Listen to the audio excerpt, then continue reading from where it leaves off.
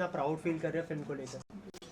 जी, ये बहुत ही प्राउड का मोमेंट है कि हम लोग कांस से वापस आए हैं। कांस में स्पेशली कांस में जाना हमारे लिए एक ड्रीम जैसी बात थी इस फिल्म के लिए। और कांस में फ़िल्म गई है, फेस्टिवल में फ़िल्म का प्रीमियर हुआ, और उससे बड़ी बात जो हुई है वहाँ पर जो हमें रिस्पॉन्स मिला है लोगों का। जिस तरह से लोगों ने जो है कंटिन्यूस कई मिनट तक क्लैपिंग होती रही फिल्म ख़त्म होने के बाद, और वो एक बड़ा ही खूबसूरत मौका था और बहुत खूबसूरत एहसास था कि हम लोगों ने इतनी मेहनत करके फ़िल्म बनाई और फाइनली फ़िल्म जो है उसको उस तरह का क्लेम मिल रहा है। और फिर कांस में फ़िल्म देखने के बाद जो इंटरनेशनल रिव्यूज़ हैं, जो क्रिटिक्स हैं, उनमें से कुछ के रिव्यूज़ आए हैं और बहुत ही खूबसूरत रिव्यू आए हैं। हाल ही में यूके की एक पब्लिकेशन ने इस फिल्म को जो है one of the finest film from Asia ऐसे कोट किया है, तो काफ़ी अच्छा लग रहा है। इसके अलावा फिल्म बनाने से पहले कैसे आपको इंस्पायर किया था मंटो ने?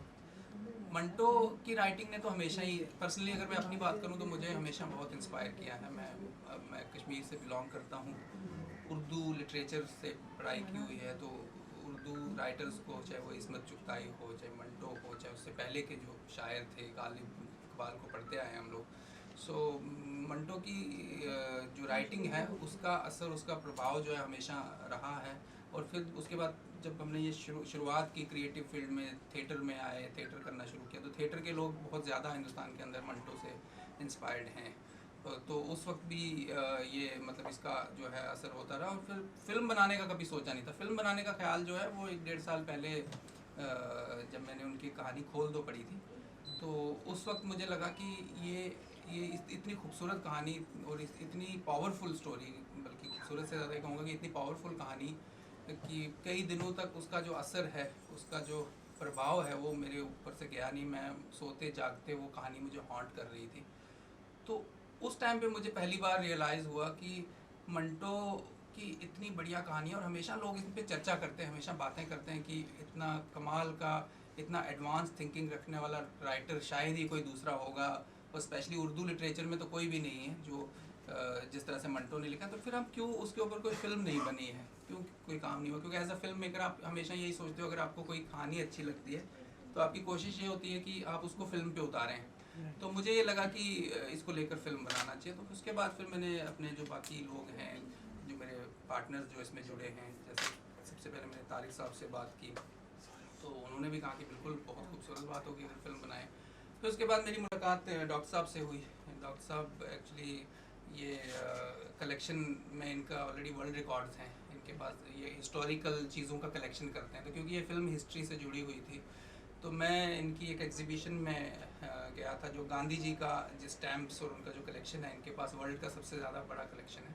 तो मुझे वहाँ बुलाया गया, तो वहाँ हमारी मुलाकात हुई। तो क्योंकि एक जैसे कहते हैं कि आप एक तरह की थिंकिंग जब मिलती है, तो मुझे लगा कि इनको हिस्ट्री पे इतना ज़्यादा जो है, इतना इनका नॉलेज है, तो इनके साथ मंटो को लेकर डिस्कशन हुआ। फिर आदित्य इनके बेटे हैं, तो आदित्य के साथ भी हुआ। तो वहाँ से ये हुआ कि इन्होंने भी कहा कि चलो हम भी इस फिल्म में इन्वॉल्व होंगे, हम भी इस फिल्म को सपोर्ट करेंगे। तो ऐसे आदित्य भी हमारे साथ as a partner producer on board आ गए। तो इस तरह फिर लोग जुड़ते गए, फिर और दूसरे लोग भी हमारे साथ जुड़े। फिर इस तरह जब हमने एक्टर्स से बात की, तो हर एक्टर जो था वो जैसे कहते हैं कि वो बहुत ज़्यादा खुश था, बहुत ज़्यादा कीन था कि मंटो का कोई किरदार मुझे प्ले करने को मिले, चाहे वो सोनल सहगल हो, चाहे रघुवीर यादव हो। उनका ये था ही नहीं कि मैं उसमें से कुछ चुनूँ, वो कहते हैं आप बस एक किरदार हमें दे दो। क्योंकि मंटो की कहानियाँ, वो किरदार पढ़ते पढ़ते सब लोग जो हैं वो उनकी ज़िंदगियाँ गुजरी हैं। जी। इसके अलावा प्रोड्यूसर से जानना चाहूँगा सर, आपने क्या खास बात देखी थी जो आपने इन्वेस्ट करने का फैसला किया इस फिल्म? प्रोड्यूसर ये हैं, ये क्रिएटिव प्रोड्यूसर हैं। तो हाँ, दोनों से जानना दोनों चाहूँगा, से, जिससे आप दोनों पहले आप बताइए। राज जी से बात हुई थी हमें एग्जीबिशन के टाइम ही इसके बारे में, मूवी के। तो मैंने पढ़ा था पहले, स्कूल टाइम में मंटो के बारे में पढ़े थे, तो उससे थोड़ा इंस्पायर तो थे ही, तो इसमें लगा कि इंटरेस्ट लेना चाहिए। सर आप क्या कहना चाहेंगे? मंटो को तो, जैसे मैं रायपुर से हूँ, रायपुर एक बाहर में बहुत दूर का जगह है, फिर भी रायपुर में भी लोग मंटो को बहुत अच्छे से जानते हैं। मैं भी जानता था, पढ़ता था। और उस समय 48 के आसपास एक विवादास्पद कहानी लिखना बहुत जिगर का काम था। आज तो कोई भी लिख लेता है, कोई भी बोल देता है, लेकिन 48 में कोई अगर लिख रहा था तो बहुत हिम्मत का काम था। और जैसे इसमें 2 विवादास्पद कहानियाँ हैं, 2 मार्मिक कहानियाँ हैं, दोनों का कॉम्बिनेशन ही लेना राज जी की विशेषता थी, और वो मुझे बहुत अच्छी लगी। और बीइंग एन कलेक्टर, मैं कॉइन कलेक्शन करता हूँ, तो कुछ वीडियो ऑडियो जो मेरे पास थे मैंने उसमें दिया, उसका यूज इसमें किया गया है। राहत जी, इसके अलावा कोई खास कॉम्प्लीमेंट मिला है इस फिल्म को लेकर? कई सारे कम्प्लीमेंट्स मिले हैं। मैं मतलब बेहतरीन कम्प्लीमेंट तो यही था कि जो एक बड़े क्रिटिक ने एक पब्लिकेशन के अंदर लिखा है, this is the finest film which comes out from Asia. उसके अलावा ब्रिटिश एक्ट्रेस हैं कैनेले हो, उन्होंने जो कम्प्लीमेंट्स दिए, मैं आपसे क्या कहूँ, मतलब उन्होंने कहा I love the silence between dialogues in this film and you have achieved like the greatest filmmakers in Hollywood, they achieve that silence which holds you। और कई सारे एक्टर्स के उन्होंने कहा कि मतलब आपके एक्टर्स इतने पावरफुल हैं, उनका जितने सीन्स हैं, तो वो कहीं ना कहीं मुझे लगता है कि वो मंटो का एक असर जो है ना हम सबके ऊपर था, चाहे वो सारे एक्टर हों, चाहे मैं हूँ, चाहे सारी टीम थी, और वो इतनी स्ट्रॉन्ग लिखी हुई कहानियाँ थी, और फिर उनको परफॉर्म करते करते सब लोग उसी तरह से इन्वॉल्व हो गए थे। चाहे वो शोएब हैं, उन्होंने ठंडा गोश्त का किरदार किया था ईशर सिंह का, जिसमें उन्होंने काफ़ी प्रिपरेशन किया। तारिक साहब ने एक कैरेक्टर किया है आखिरी सल्यूट का। ये सारे बड़े हिस्ट्री के कैरेक्टर्स हैं, मतलब वो किरदार बड़े ज़िंदा किरदार हैं, वो जो अमर रहने वाले किरदार हैं। हम जब ये फिल्म बना रहे थे, मुझे याद है, तो रघुबीर यादव जी ने कहा था कि फिल्में तो हम बहुत सारी करते हैं, पर ये कुछ ऐसी चीज़ बन गई है या बन रही है जो कभी ख़त्म नहीं होगी, जो मरेगी नहीं। फिल्में तो फ्राइडे को आती हैं और फिर अगले फ्राइडे तक ख़त्म हो जाती हैं, पर ये अगले फ्राइडे को ख़त्म नहीं होगी, ये कहीं प्रिजर्व हो जाएगी, क्योंकि ये मंटो का लिटरेचर है। राइट।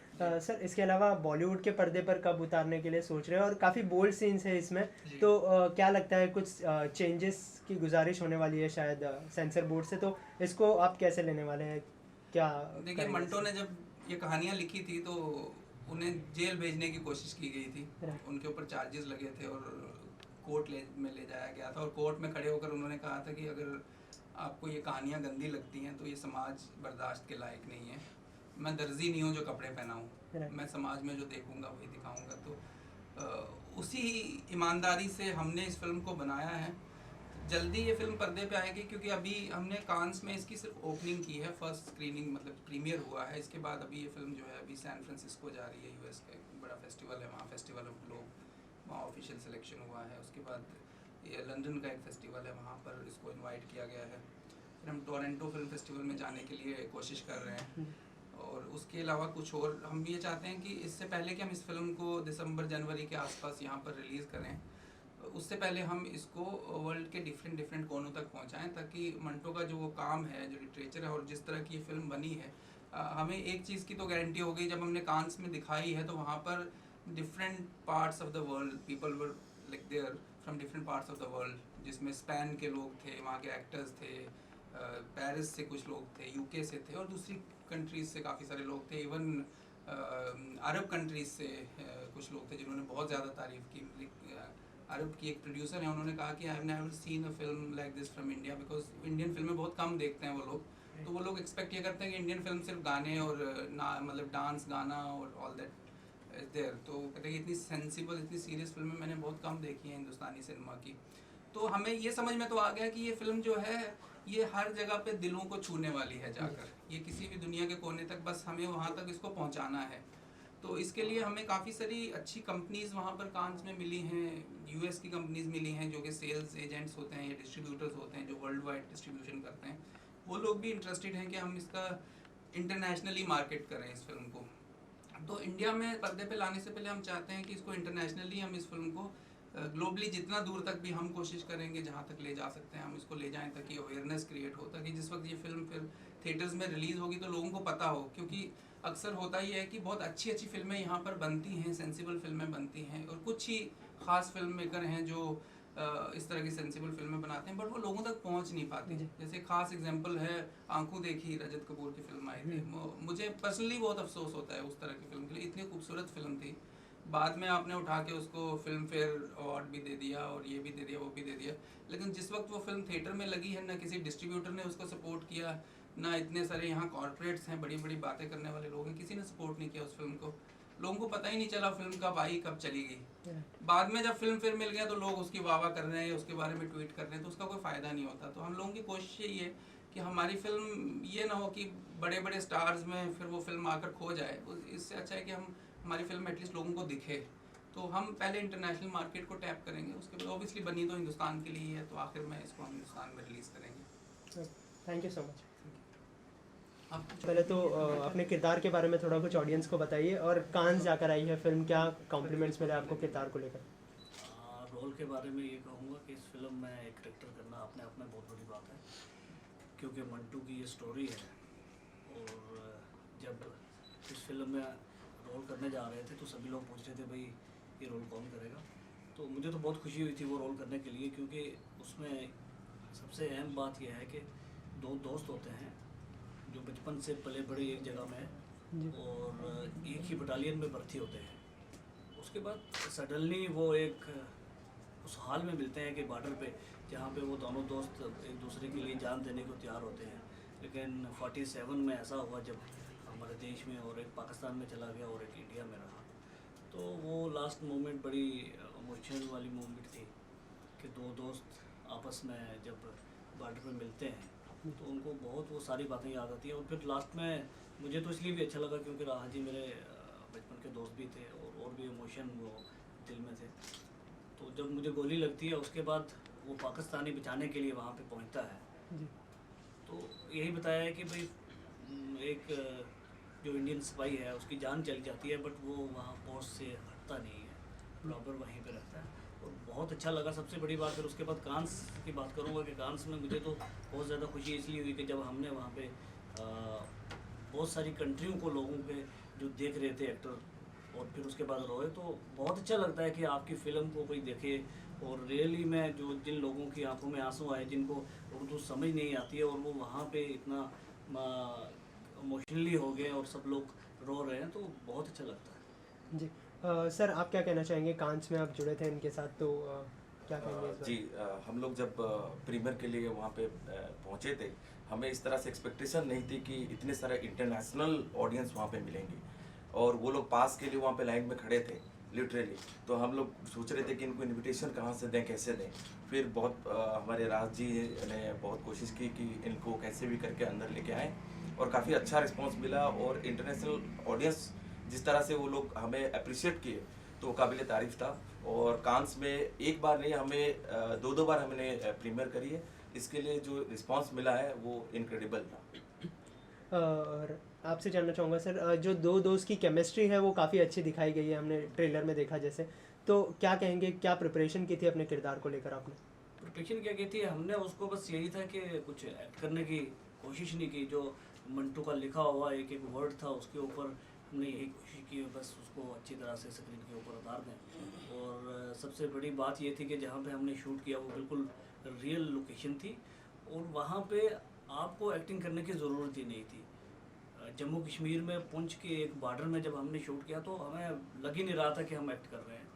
और मुझे वो वक्त याद है कि जब हम लोग शूट कर रहे थे लास्ट सीन था और सभी लोग पिन ड्रॉप साइलेंस हो गए हुए थे। ऐसा क्योंकि उनको वो रात के 1-2 बजे उतनी सर्दी में गोली लगी हुई और उस हाल में और उस एरिया में कोई ज़रूरत नहीं थी एक्टिंग करने की हमें, तो वही रियल लोकेशन थी और उसमें हमने जो किया वो कहीं हमें प्रिपरेशन करने की ज़रूरत नहीं पड़ी। हम लोगों ने मंटू का जो लिखा हुआ था उसी को बस ये है कि करने की कोशिश की हमने।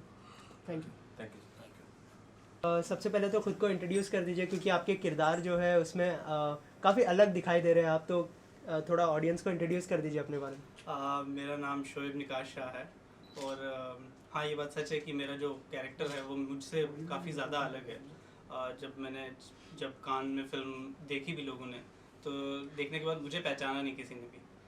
मुझे सबने बोला कि फ़िल्म बहुत अच्छी थी, लेकिन मैं वेट कर रहा था कि कोई मेरे लिए कुछ बोलेगा कि तुमने अच्छा किया या बहुत ख़राब किया। थोड़ी देर के बाद बातें होने के बाद पता चला लोगों को कि मैं वही हूँ, ईश्वर सिंह हूँ, तो मुझे बड़ा अच्छा लगा क्योंकि मेरा हमेशा से ये मेरा ख्वाब रहता था कि जो भी मैं फ़िल्म करूँ वो मुझसे अलग दिखाई दे, उसके अंदर शोएब ना दिखाई दे, वो कैरेक्टर दिखाई दे। तो फाइनली वो कैरेक्टर दिखाई दिया तो बहुत अच्छा लगा। जी, अपने किरदार को लेकर क्या तैयारियां की थी आपने, क्या प्रिपरेशन की थी? क्योंकि काफ़ी जो पर्दे पर हमने देखा तो आपका किरदार काफ़ी उम्दा लग रहा था, तो क्या प्रिपरेशन थी आपकी तरफ से? देखिए मैं एक मेथड एक्टर हूँ, तो मेथड एक्टर को तैयारियाँ करनी पड़ती हैं हर काम के लिए, हर फिल्म के लिए। और मेरे लिए इम्पोर्टेंट होता है कि चाहे वो फिल्म हो, एड फिल्म हो, शॉर्ट फिल्म हो या छोटा सा कैरेक्टर हो, मैं उसके लिए तैयारी कुछ ना कुछ एक्सपेरिमेंट करूँ अपने कैरेक्टर पे। इसमें भी मैंने एक्सपेरिमेंट करने की कोशिश की थी। मैंने अपनी दाढ़ी बढ़ाई थी, अपना वेट बढ़ाया था, और इसलिए भी बढ़ाता हूँ मैं और एक्सपेरिमेंट करता हूँ कि मेरे अंदर वो कैरेक्टर की फीलिंग आए कि मैं शोएब नहीं हूँ, मैं वो कैरेक्टर। और सबसे अच्छी चीज़ ये हुई थी कि जब हम शूटिंग कर रहे थे उस टाइम पे कभी भी ऐसा नहीं लगा कि 2015 में या 16 में शूटिंग कर रहे हैं। ऐसा लगता था कि 1947 में हूँ मैं। वो बड़ी अच्छी चीज़ थी मेरे लिए। जी सर, आप क्या कहना चाहेंगे, कैसा रिस्पॉन्स रहा कांस में? क्योंकि बचपन से हम लोग हमेशा कांस का नाम सुनते आए हैं और हमें लगता था कि कभी शायद ये कभी ख्वाब पूरा होगा, और मंटो स्टान ने हमें ये हमारा ख्वाब पूरा किया। और वहाँ पे लोगों का जो अप्रिसिएशन था, दुनिया भर से लोग आए हुए थे, उनका रिस्पॉन्स देखने के बाद बड़ा अच्छा लगा। सर, राहत जी के साथ काम करने का एक्सपीरियंस कैसा रहा? क्या ब्रीफ दी गई थी आपको अपने किरदार के बारे में? देखिए, जब भी मैं उनके साथ काम करता हूँ वो जिस तरह से कैरेक्टराइजेशन को या फिल्म को नरेट करते हैं, वो पहले नरेशन में ही मुझे जादू सा एक इस तरह का दिखाई देने लगता है, ऐसा विजुअल्स मुझे दिखाई देने लगते हैं। जब पहली बार उन्होंने मुझे इस कैरेक्टर के बारे में और इस फिल्म के बारे में बताया कि हम मंटू को की कहानियों को लेकर एक फ़िल्म बनाएंगे और तुम इस तरह का कैरेक्टर इसमें कर सकते हो, तुम्हें बहुत सारा काम करना पड़ेगा इसके लिए। उस दिन ऐसा लगा था कि लाइफ बन गई मेरी। उसके बाद जब तक फिल्म स्टार्ट नहीं होती तो मैं ऑनेस्टली मैं सो नहीं पाता था रातों को, इतना ज़्यादा एक्साइटेड था मैं करने के लिए। नर्वस भी था क्योंकि मंटू की कहानियों को हाथ लगाना और फिर उसको उसके साथ इंसाफ करना मेरे लिए तो मेरे करियर पे एक रिस्क था। बट अभी फिल्म जब अलग अलग जगहों पे देखी, लोगों ने अलग अलग लोगों ने अप्रिशिएट किया, तो थोड़ा सा कॉन्फिडेंस तो आया कि मैंने काम अच्छा ही किया होगा। इसके अलावा बॉलीवुड में ऐसा कोई एक्टर है जो आपको इंस्पायर करता हो? देखिए, बचपन से बॉलीवुड की फिल्में ही तो देखते आए हैं, और जितने भी एक्टर हैं बॉलीवुड के सबकी जो अच्छी फिल्में हैं, सारी फिल्मों से कुछ ना कुछ चीज़ें तो इंस्पायर करती हैं। आप अच्छाई ढूंढने लगो तो हर एक्टर में कोई ना कोई आपको ऐसी चीज़ मिलेगी जो आपको इंस्पायर करेगी और आप कहीं ना कहीं उसे यूज़ करोगे। तो मैं बचपन से जितनी भी फिल्में देखते आ रहा हूँ उनमें कोई एक पर्टिकुलर एक्टर नहीं, लेकिन सब फिल्मों का कहीं ना कहीं असर मुझ पे है, सब फिल्मों की इंस्पायरेशन है मुझ में। इसके अलावा कोई अपकमिंग प्रोजेक्ट जो आप शेयर करना चाहें? देखिए, अपकमिंग प्रोजेक्ट अभी हम अनाउंस तो नहीं कर सकते, वो तो हमारे डायरेक्टर ही अनाउंस करेंगे, अभी तो हम बता नहीं सकते। बट ये फ़िलहाल हमारे लिए मंटोस्तान इम्पॉर्टेंट है कि वो किस तरह से वर्ल्ड वाइड लोगों तक, ऑडियंस तक पहुँचे और यहाँ पर इंडिया में रिलीज़ हो। Thank you so much.